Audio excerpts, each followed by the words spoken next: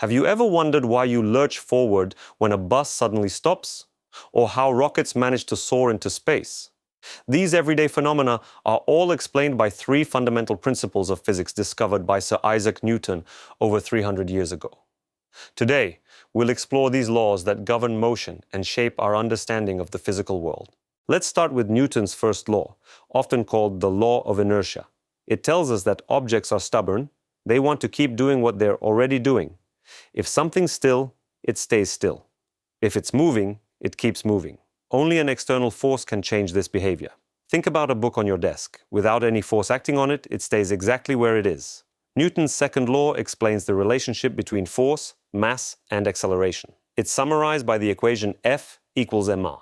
This means the more force you apply to an object, the more it accelerates. But there's a catch. The heavier the object, the more force you'll need to get the same acceleration. Let's apply these laws to real situations.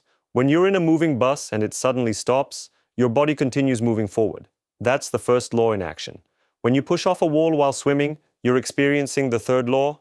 As you push backward on the water, it pushes you forward with equal force. In space, rockets demonstrate all three laws beautifully.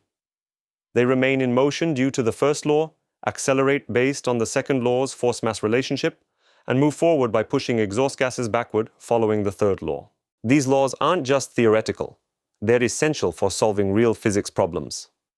When engineers design vehicles, they use these principles to calculate exactly how much force they'll need for specific accelerations. Even in sports, understanding these laws helps athletes optimize their performance, whether they are throwing a ball or sprinting on a track. Remember, Newton's laws are everywhere in our daily lives. Objects resist changes to their motion. Forces cause acceleration depending on mass, and forces always come in pairs. By understanding these principles, you're better equipped to explain and predict how objects move in the world around you. Next time you're pushing, pulling, or moving anything, think about which of Newton's laws you're experiencing.